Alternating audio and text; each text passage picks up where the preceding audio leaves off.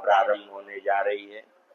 जो भी भक्तगण यत्र तत्र विद्यमान है, कथा स्थल में आकर के कार्तिक महात्म की कथा श्रवण करके अपने जीवन को कृतार्थ करें।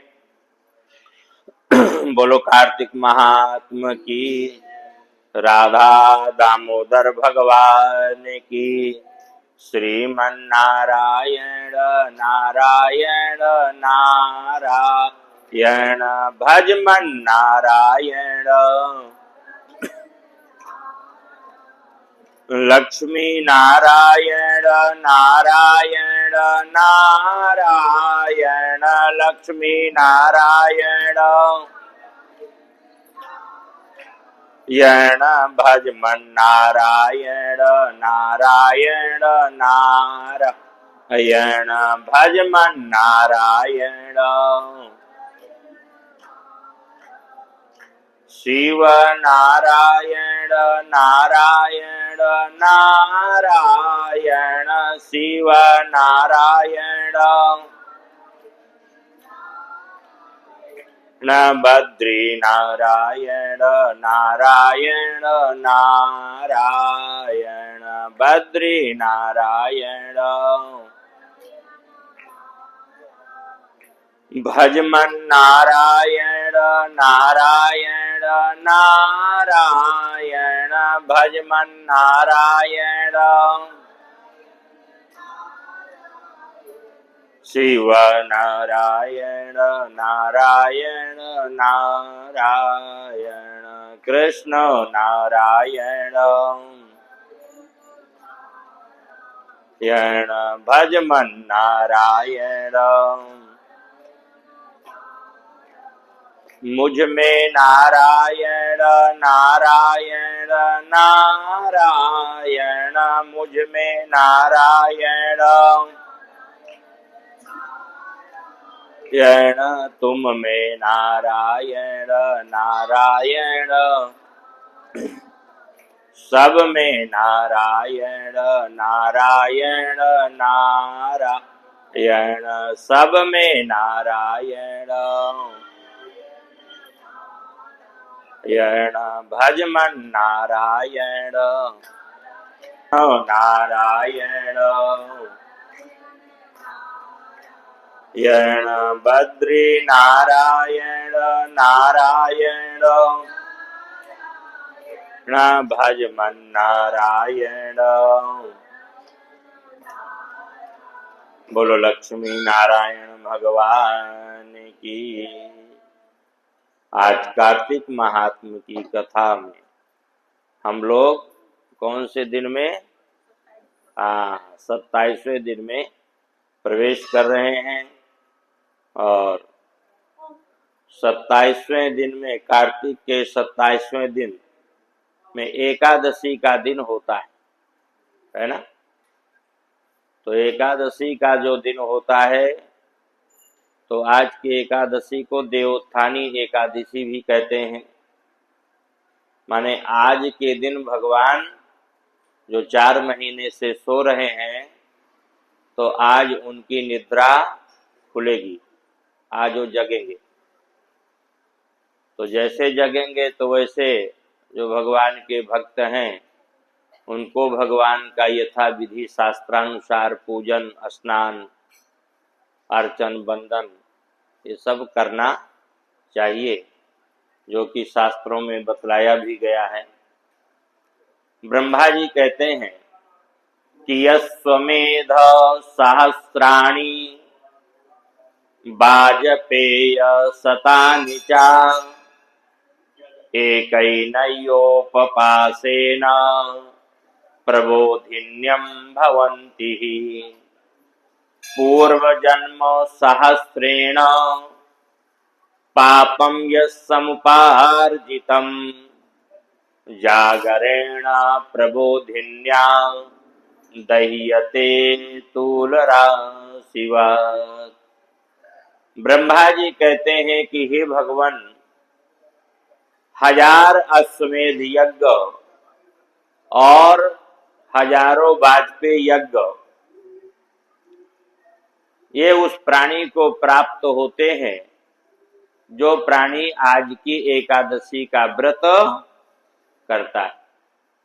प्रबोधनी एकादशी का जो व्रत करता है उसको हजारों सैकड़ों वाजपेयी यज्ञ, हजारों अश्वमेध यज्ञ के फलों की प्राप्ति होती है और प्राणी के हजार जन्मों के पाप नष्ट हो जाते हैं जो प्रबोधनी एकादशी का व्रत करता है।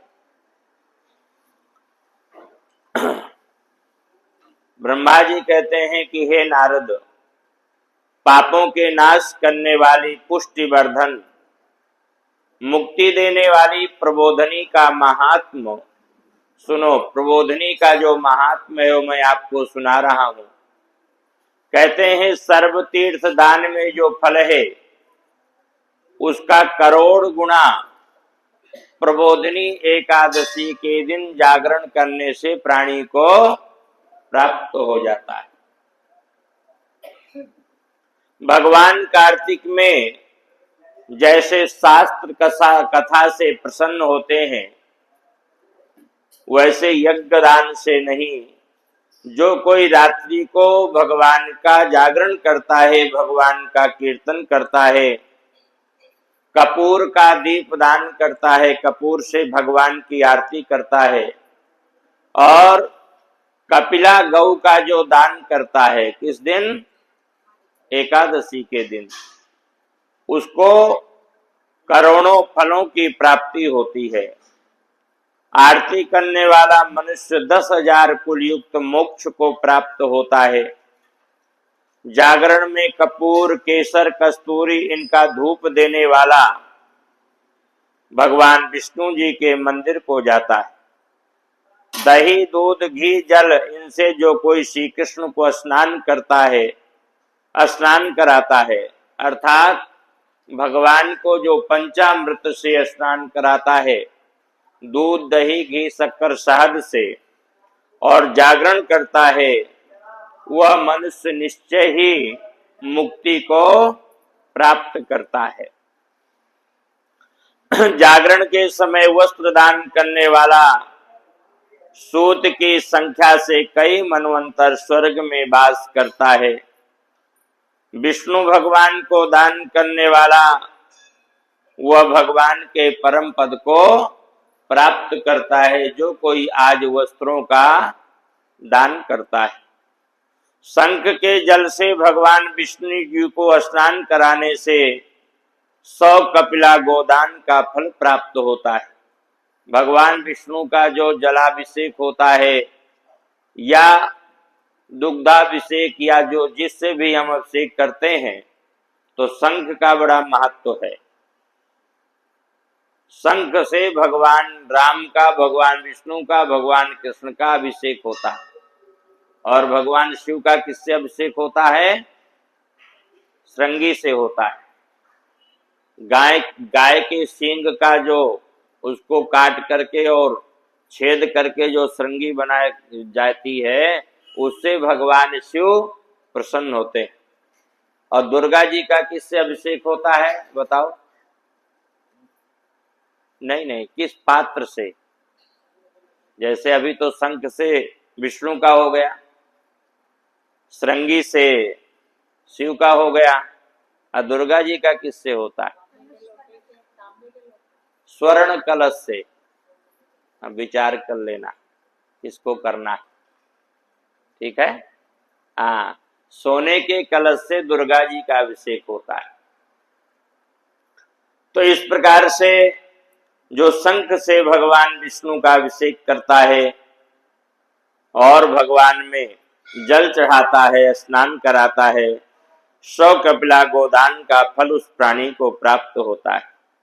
जिसके हृदय में भगवान विष्णु जी का रूप, मुख में भगवान विष्णु जी का नाम और पेट में भगवान जी का नैवेद्य, पांव का जल मस्तक में, वो साक्षात विष्णु स्वरूप हो जाता है। इसलिए भगवान का प्रसाद भी नहीं छोड़ना चाहिए। कई लोग कह देते हैं बड़ी भीड़ है, हम तो नहीं लेंगे। प्रयास करना चाहिए कि भीड़ में भी आपको प्रसाद मिले, है? तो इसलिए भगवान का प्रसाद कभी छोड़ना नहीं चाहिए। कार्तिक शुक्ल एकादशी को भक्ति भाव से भगवान विष्णु जी को जगाए। एकादश्याम तो शुक्लायाम कार्तिके मासिके सवम प्रसुप्तम बोधयेत् विप्रः श्रद्धा भक्ति समन्वितः। एकादशी के दिन भगवान को जगाना चाहिए। नृत्य गीत बाजा ऋग्यजु सामवेद वीणा प्रणव पुराण श्रवण भगवान की कथा स्तोत्र पुष्प धूप दीप नैवेद्य ब्रह्मा रुद्र इंद्र कुबेर सूर्य चंद्र इनसे भगवान नमस्कृत हैं, इनसे भगवान वंदित हैं। नमस्कृत चरण कमल है भगवान विष्णु।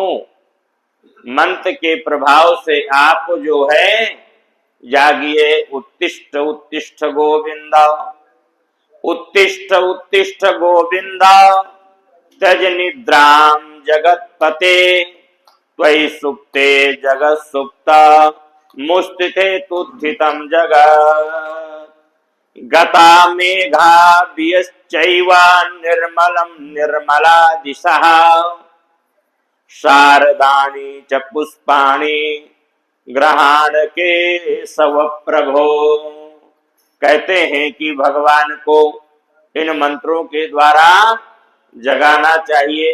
और यदि मंत्र नहीं आते हैं तो सीधे जो है घंटी बजा दो, ताली बजा दो और कह दो कि हे भगवान, हे दीनानाथ, हे जगत के आधार, आप जो है जागिए।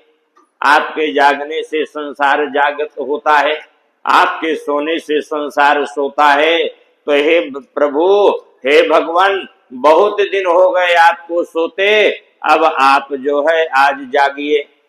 कितने दिन हो गए? 4 महीने पूरे हो गए।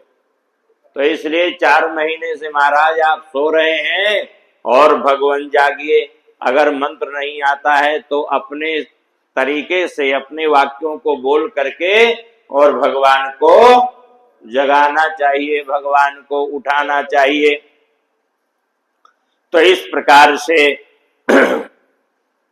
विष्णु जी के उठने पर सारी क्रिया होती है। क्षीर सागर में जब भगवान विष्णु जी सोते हैं और जब करवट लेते हैं, जब उठते हैं, तब तुम व्रत करने वालों को भगवान अभीष्ट फल प्रदान करते हैं।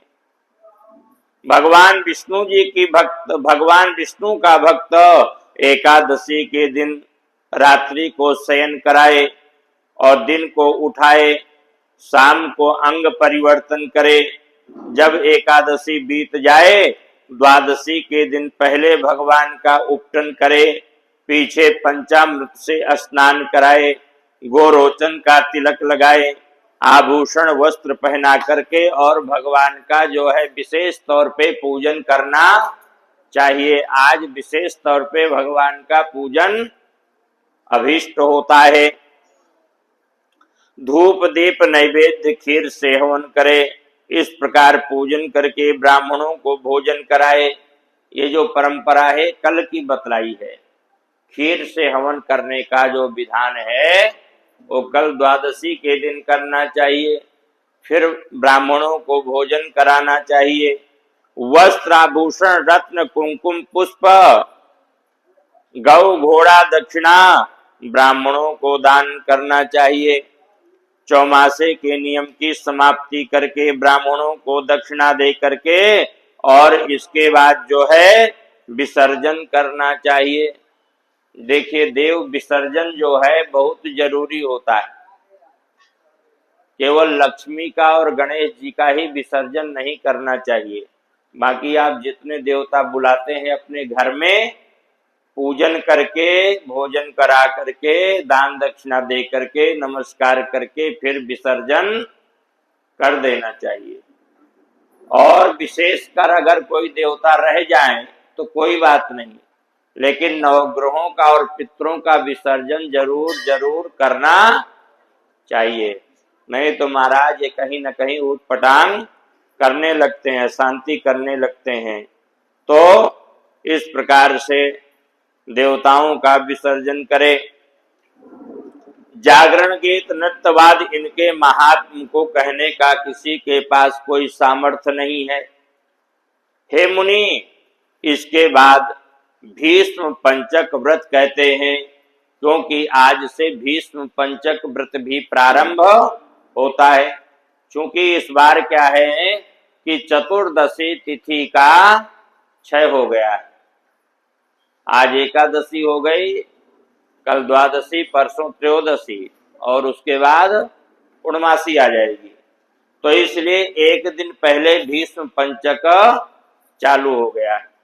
जो भगवान को दीपदान करने की 5 दिन की अखंड दीपदान करने की परंपरा है, वह जो है कल से प्रारंभ हो चुका है। लेकिन अगर कल कोई भूल गया है, भगवान के सामने कोई अखंड दीपदान नहीं कर पाया और उसकी करने की इच्छा है, तो आज से भी कर सकता है। तो इस प्रकार से भीष्म पंचक व्रत कहते हैं। हमने हजारों वर्ष भगवान विष्णु जी का पूजन किया, तब यह व्रत हमको मिला। हमने भृगु जी से कहा और भृगु जी ने शुक्राचार्य जी से कहा।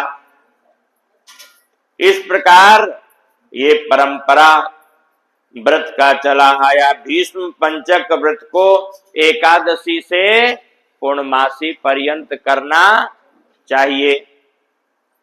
व्रत करने वाला विधान से स्नान करे, देव ऋषि पितरों का तर्पण करे, धुला वस्त्र पहनकर मौन होकर इंद्रियों को जीतकर भगवान विष्णु का पूजन करे और पृथ्वी में सोए। पृथ्वी में सोने की परंपरा है। कारण क्या है कि पहले चारपाई होती थी, वो किसी विशेष सूत्र से बुनी जाती थी, तो दोष कारक होता है।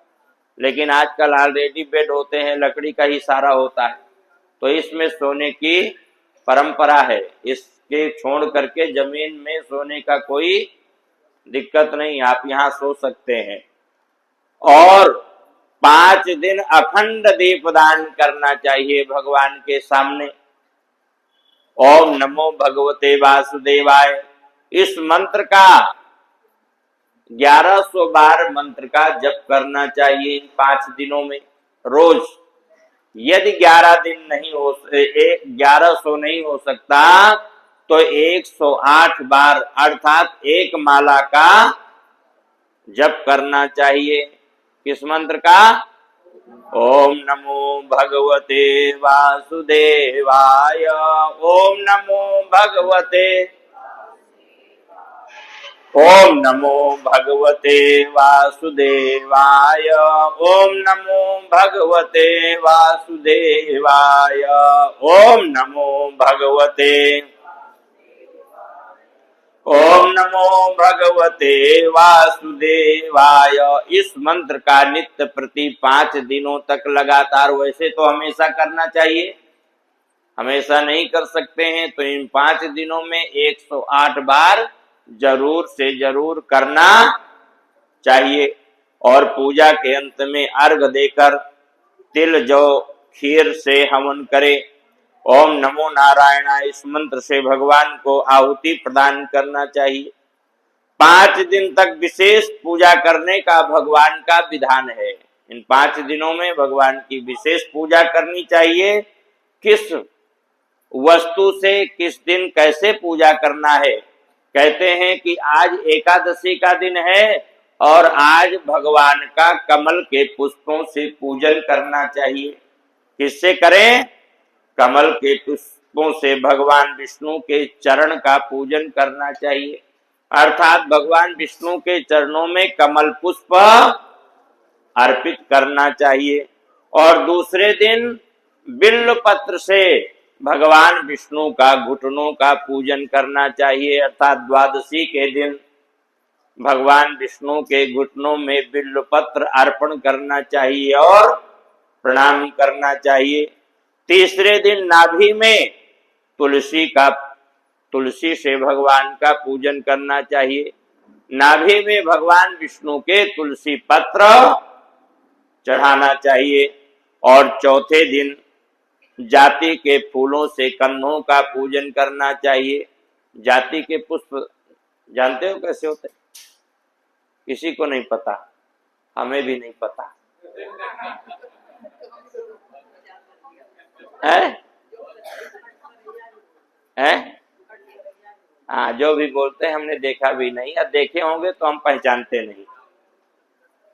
तो जाति के पुष्पों से जो है भगवान के कंधों का पूजन करना चाहिए। लेकिन ये हम आपको कल बता देंगे कि जाति का पुष्प कैसे होता है, कल बतला देंगे, ध्यान दिलाइएगा। और पांचवें दिन मालती के पुष्पों से भगवान के सिर का पूजन करना चाहिए। मालती के पुष्पों से पांचवें दिन अर्थात पूर्णमासी के दिन भगवान का पूजन मालती के पुष्पों से करे। एकादशी पूजन करके गाय के गोबर का पान करे। द्वादशी को गोमूत्र, त्रयोदशी को दूध, चतुर्दशी को गोघृत और पूर्णमासी को गाय के दही का पान करना चाहिए। 5 दिन विधि से स्नान पूजन करे। एकादशी को सोने का दान करे और द्वादशी को घी का दान करना चाहिए। त्रयोदशी को गोदान करना चाहिए और चतुर्दशी को घी और खीर का दान करना चाहिए। पूर्णिमा को सफेद और काले तिल तथा अन्न का दान करना चाहिए। ब्रह्मा जी कहते हैं कि हे नारद, एकादशी को जो स्वर्ण का दान करता है वह अगले जन्म में अचल संपत्ति का स्वामी होता है, और जो पूर्णिमा के दिन अन्न का दान करता है वह जो है अखंड जो है राज्य प्राप्त करता है। वह प्राणी अगले जन्म में अखंड राज्य प्राप्त करता है। कहते हैं कि पूर्णिमा को आंवले के नीचे श्राद्ध करने से हंस नामक ब्राह्मण युधिष्ठिर हुआ। युधिष्ठिर कितने बड़े राजा हुए? बहुत बड़े राजा हुए। महाभारत में इनका नाम आता है। इन्होंने पूर्णिमा के दिन क्या किया था? अन्न का दान किया था और अपने पुत्रों का इन्होंने आंवले के नीचे श्राद्ध किया था। ये वही ब्राह्मण है जो हमने आपको कल कथा सुनाई, हंस नामक ब्राह्मण। तो युधिष्ठिर हुए। भीष्म पंचक दिन में भीष्म जी को रोज अंजलि से जल देना चाहिए। माने जैसे तर्पण करते हैं तो भीष्म जी के नाम से रोज हमको 5 दिन उनके लिए जल प्रदान करना चाहिए। वसु के अवतार शांतनु के पुत्र, चंद्रवंश में उत्पन्न व्याघ्रपद गोत्र, संस्कृत प्रवर वाले पुत्र रहित सत्यव्रत गंगा के पुत्र महात्मा जन्म पर्यंत ब्रह्मचारी भीष्म जी को अर्घ तथा अंजलि देने से 12 महीनों का पाप जो है उसी समय नष्ट हो जाता है। सभ्य होकर इस मंत्र से चारों वर्ण भीष्म जी को अंजलि प्रदान करें। एक होता है सभ्य, एक होता है अपसभ्य। सभ्य से जो है देवताओं का तर्पण करना चाहिए और अपसभ्य होकर के पितरों का तर्पण करना चाहिए। प्रतिपदा के दिन खीर से ब्राह्मणों को भोजन कराए अथवा व्रत करने वाला पूर्णिमा को भोजन कराए और इसके बाद परिवार सहित स्वयं भोजन करके और भगवान को ब्राह्मण को प्रणाम करके और अपने इस व्रत की जो है संपन्नता करना चाहिए। बोलो एकादशी महात्म की, कार्तिक महात्म की, राधा दामोदर भगवान की, श्रीमन नारायण। एकादशी की कथा अगर सुनना है तो बैठिए, नहीं तो अपना जो कार्रवाई है वो करिए। बोलो लक्ष्मी नारायण भगवान की।